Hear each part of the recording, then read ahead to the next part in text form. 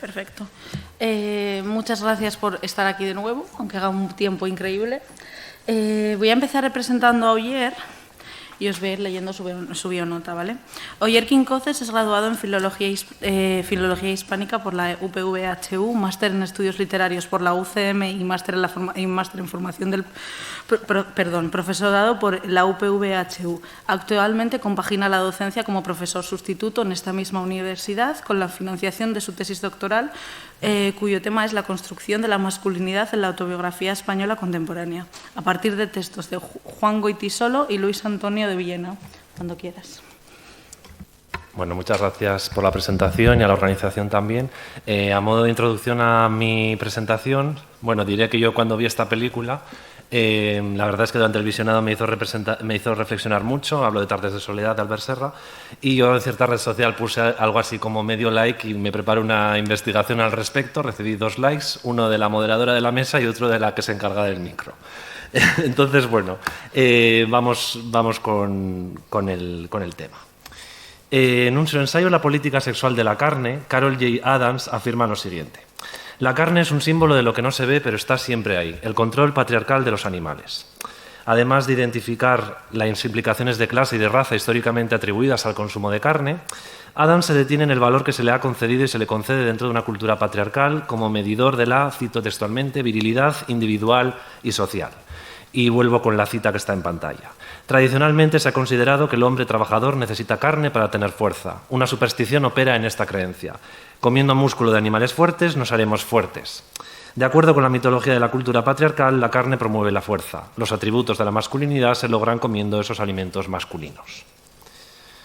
Los vegetales, frutas y semillas son, pues, alimentos de segunda clase dentro de esta lógica, por lo que lo esperable es que su principal consumidora sea la mujer, ciudadana de segunda clase a ojos del patriarcado. Por esa misma razón, Adams concluye que el hombre que se abstiene de comer carne experimenta una pérdida de estatus, pues se renuncia a uno de sus privilegios. Deja así de considerarse masculino para ser afeminado. Mi propuesta a través de esta comunicación consiste en aplicar esta misma lógica a actos de violencia sobre los animales que no tienen como fin el consumo de carne, pero que igualmente contribuyen a fraguar y apuntalar ese mismo modelo de masculinidad hegemónica. Para ello empezaré aportando 2 testimonios autobiográficos tomados de la literatura española. En un armario lleno de sombra, las memorias de infancia que el poeta español Antonio Gamoneda publica en 2009, se recoge un brutal episodio de violencia contra la Perla, una perra callejera que solía acompañar en sus correrías al entonces joven y sus vecinos. Ver al animal apareándose con otro perro llevaría a 2 de estos niños, el propio Gamoneda y un tal Ventura, a idear un castigo para la hembra. Las 2 deliberamos, cito textualmente, los 2 deliberamos sobre la cópula de la perla. Decidimos que era una puta y que había que castigarla. Ahora sé que el ejercicio de la crueldad era también en nosotros una forma de placer. Fin de la cita. La forma en la que se describe la cópula en sí también refleja esa proyección de una mirada, podríamos decir sexista, sobre sujetos no humanos. Cito textualmente: uno de los 2, en hora temprana, había visto que, en el fondo de la calle, se estaban follando a la perla. La cubría un perro blanco poco mayor que ella. Dicho escarmiento, el castigo que deciden proporcionarle estos 2 niños a la perla, se narra de una forma sumamente cruda y detallada. Y cito textualmente: la llevamos al sótano cogida por el pellejo, gemía mientras bajábamos las escaleras y cuando la arrojamos al suelo intentó jugar, se acercaba a nuestros pies y nos lamía los zapatos. En el sótano había astillas puntiagudas, con el extremo afilado le punzábamos en la vagina y el ano y con el grueso la golpeábamos entre los ojos. También le pateábamos el vientre y, buscando al tiempo que golpeábamos, dimos con unas varillas de hierro con las que repetimos la tortura. Terminamos colgándola por debajo de los brazuelos. La perla empezó a orinarse y esto nos enfureció. La azotamos con una cánula metálica y flexible, una breve manguera anular procedente de la chatarra de Servando. Las lazadas se aflojaron y la perla cayó a tierra. Allí se encogió y permaneció inmóvil sin intentar huir. El relato concluye con el encuentro al día siguiente del narrador con la perra, que lo espera en el primer escalón de su portal, dispuesta a lamer sus zapatillas y a ponerse panza arriba para que la acaricie. Los detalles de este suceso pueden recordar a un poema del propio Gamoneda, recogido en su libro Blues castellano, y que precisamente se titula Malos recuerdos. Las similitudes entre ambos textos resultan evidentes, por lo que podría decirse que remiten a esa vivencia del poeta. El dramaturgo Francisco Nieva, por su parte, se lamenta en sus memorias, Las cosas como fueron, del tratamiento que durante su infancia se daba a, cito textualmente, perros, gatos, animales de tiro y otras pobres bestias en La Mancha, haciendo ver que a los niños casi se les enseñaba a ser crueles con los animales. La historia de su gata Nuri, a la que se vio obligado a sacrificar por orden de su madre al contraer la tiña, permite apreciar el vínculo existente entre el trato dispensado a los animales y ciertos mandatos de género. Cito: «Toda mi necesidad de ternura se vertía sobre la gata y esto mi padre me lo reprochaba, porque decía que era cosa de niñas, como luego también podía ser cosa de niñas tocar el piano, quedarse mucho tiempo en casa recortando papeles o dibujando. Los padres se preocupaban mucho por la virilidad de los hijos. Había que hacerles aguerridos y competidores como los otros. Temían que fuésemos diferentes e hiciésemos el ridículo. El vínculo afectivo que el niño construye con el animal se trivializa y feminiza, imponiéndose una relación instrumental racional, utilizando las palabras de Cole y Stewart, como única forma de socialización válida entre humanos y animales». Y cito otra vez a Nieva en este caso. «Cuando alguno de nuestros perritos se ponía malo no era cuestión de llamar a un veterinario. Si no se curaba en pocos días, se ordenaba matarlo. Era la guerra. Un animal doméstico y de recreo no tenía valor ninguno». Y algo más adelante añade: «Un animal era un animal. Se matan animales para alimentarnos». Al reconocerse como parte de esa temida diferencia, Nieva expresa las reservas y el malestar de aquel niño, incapaz de desligarse de una violencia tan naturalizada en su entorno, a la par que legitimada por la autoridad de sus mayores. Y voy con la segunda cita de la pantalla. «El que yo fuera un chico diferente era de todo punto una gran desventaja, pues no había entonces en mi entorno ningún niño que no recabara un placer extremo de matar a un gato tiñoso con la gentil anuencia de los padres. Se despertaba entonces el instinto atávico de la caza o de la persecución y muerte del enemigo». Al igual que en el caso de Gamoneda, la narración de Nieva es cruda y explícita a la hora de narrar el modo en el que acaba con el animal. Voy a ahorrárosla. Los dos testimonios presentados dan cuenta de la intersección entre el género, las relaciones de dominación legitimadas por este y la violencia ejercida contra animales no humanos. Esta correspondencia se inscribe en un complejo mucho más amplio de relaciones que hay que contemplar. Como ya he avanzado, voy a centrarme en cómo la violencia ejercida contra los animales funciona como un signo de virilidad en determinados contextos, pese a las contradicciones y fallas que encierra un modelo de masculinidad tan rígido y a la vez tan lábil. El mundo del toreo es muy posiblemente el primero que se nos viene a la cabeza y en el que quiero detenerme, tomando como referencia la película Tardes de soledad del cineasta catalán Albert Serra. Ganadora de la Concha de Oro en la 72ª edición del Festival de San Sebastián y del Goya a la mejor película documental en 2026, la cinta también hizo a Serra merecedor del Premio Nacional de Tauromaquia 2024, recuperado tras su supresión por parte del Ministerio de Cultura, por lo que podemos ver que no hablamos únicamente de cine, ¿no? Nunca hablamos solo de cine. Evidentemente la polémica estaba servida. Y a lo largo del documental, mejor película del año 2025 según la prestigiosa revista Cahiers du Cinéma, se suceden varias corridas a cargo del torero peruano Andrés Rocarrey y su cuadrilla. Impacta la proximidad de la cámara a la hora de mostrar el desarrollo de estas, desmarcándose de la mirada distanciada propia de las emisiones televisivas, algo que destaca el periodista Javier Zurro en su crítica de la película. Y cito: «Durante décadas, el dominio de la realización televisiva dominante ha generado un imaginario edulcorado y blanco, uno construido en plano general, en el que no se observa cómo se desangra el toro, cómo se le arrastra moribundo cuando ya no vale nada o cómo llega absolutamente debilitado a su supuesto enfrentamiento de igual a igual con el torero». También hay que mencionar el trabajo sonoro que acompaña a las imágenes y nos permite oír la respiración del toro, haciendo aún más palpable su sufrimiento. No obstante, a pesar de los constantes aspavientos y muecas que el matador le dedica al animal, no es en el transcurso de la lidia donde de forma más clara se aprecian los mimbres de esa masculinidad a la que hago referencia, sino antes y después, momentos que también recoge el documental. En ese sentido resulta fundamental el rol de la cuadrilla, ya que confirma la idea que planteaba Connell a propósito de la masculinidad como construcción colectiva y relacional. Citando a Bourdieu: «El hombre realmente hombre es el que se siente obligado a estar a la altura de la posibilidad que se le ofrece de incrementar su honor, buscando la gloria y la distinción en la esfera pública. La exaltación de los valores masculinos tiene su tenebrosa contrapartida en los miedos y las angustias que suscita la feminidad, débiles y principios de debilidad en cuanto que encarnaciones de la vulnerabilidad del honor». Cita adecuadísima para este caso. Si el torero tiene la necesidad y el deber de afirmar su virilidad cada vez que está en el ruedo, la cuadrilla vela porque ésta se mantenga intacta, alimentándola incluso.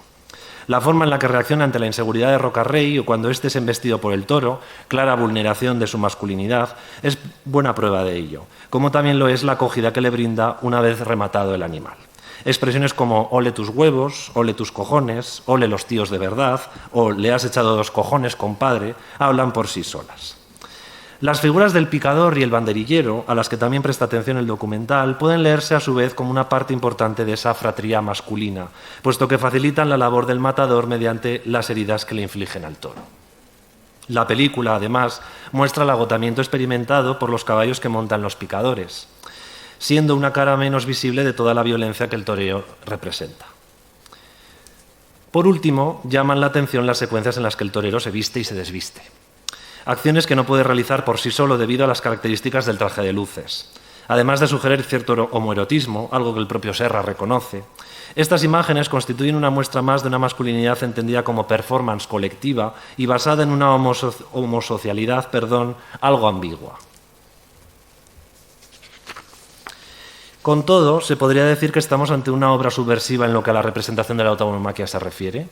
¿Es Tardes de soledad una película que desnuda los mitos del toreo, como sostuvo la prensa, llegando a ofrecer uno de los retratos antitaurinos más potentes posibles? Estos son citas textuales de la prensa especializada. Trataré de responder a estas preguntas partiendo una vez más de Carol J. Adams y de su concepto del referente ausente. Según la autora estadounidense, cito textualmente, a través de la matanza los animales son convertidos en ausentes como animales para existir como carne. Esta transformación también se lleva a cabo en un plano simbólico a través del lenguaje. Y vuelvo a citar. Los animales vivos son los referentes ausentes en el concepto de la carne. El referente ausente nos permite olvidarnos del animal como entidad independiente, también posibilita que resistamos los esfuerzos de hacer presentes a los animales. Fin de la cita.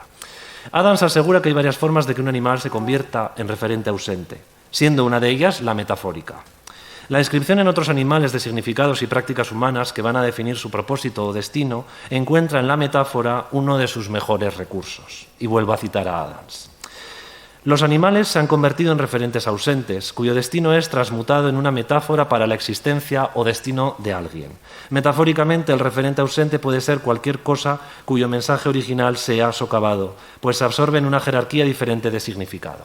En este caso, el significado original de los destinos de los animales es absorbido en una jerarquía centrada en los humanos.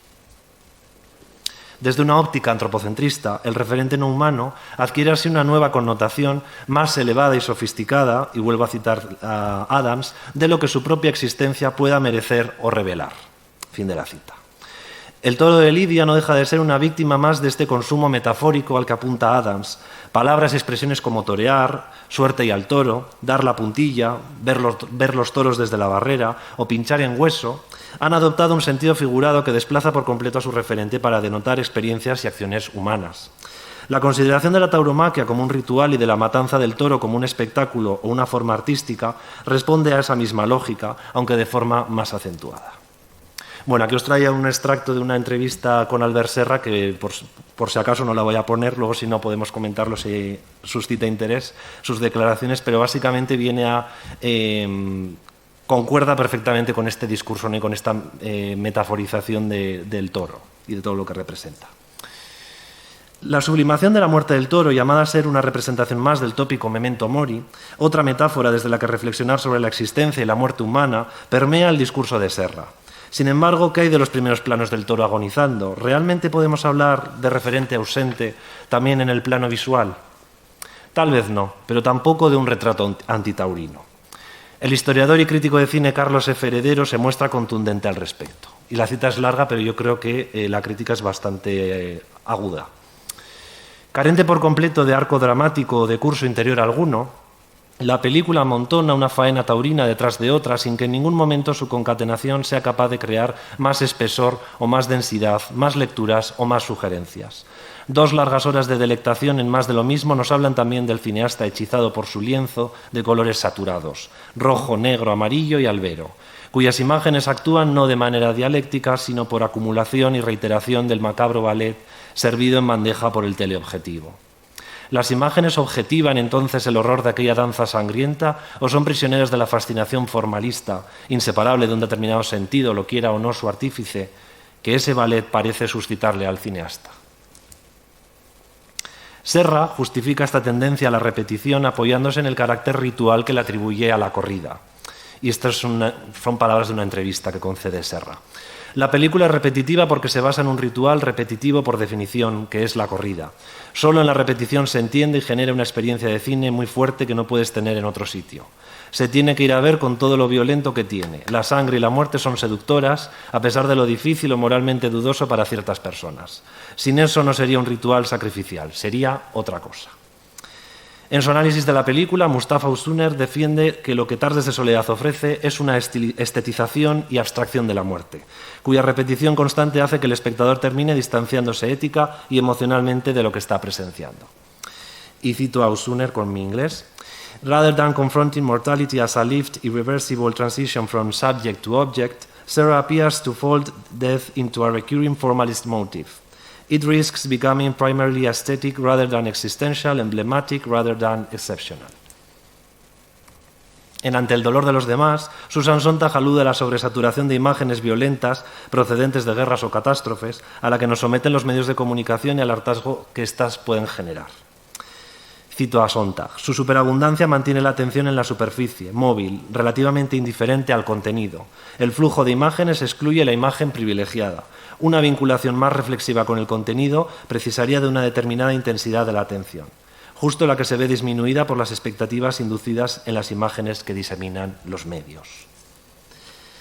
El problema para Sontag no está en las imágenes en sí, sino en el hecho de que lleven a una reflexión sobre el sufrimiento que reflejan o no. La meticulosa puesta en escena de Serra, lejos de confrontar al espectador con la violencia que muestra y de plantear un cuestionamiento ético o moral, presenta la muerte del toro como un motivo recurrente, como una forma estética apta para el consumo. Esta queda así despojada de su componente traumático, deja de ser algo único y repetible para convertirse en predecible. Bueno, la cita de Usuner resume un poco las conclusiones a las que voy a pasar ahora, entonces no la voy a leer, pero la tenéis en pantalla. En suma, la película presenta una clara asimetría respecto a lo que decide y no decide mostrar, poniendo así de manifiesto una jerarquía, como bien observa Usuner. Mientras que el torero tiene una vida más allá del ruedo, la existencia del toro tiene como único fin la muerte, y ni siquiera se nos muestra antes de la corrida, como sí se hace con el primero. Esto dota a Roca Rey de una entidad y una singularidad de las que el animal carece, volviéndose incluso intercambiable. Puesto que lo único que vemos del toro es su sufrimiento y muerte, nada en particular diferencia al primero del último, salvo la experiencia del torero. Y termino con unas breves palabras que no he puesto en pantalla de Usuner. This structural asymmetry reinforces the film's anthropocentric frame. The human is permitted to be, while the animal is only permitted to end. Eso es todo. Muchas gracias. Muchas gracias.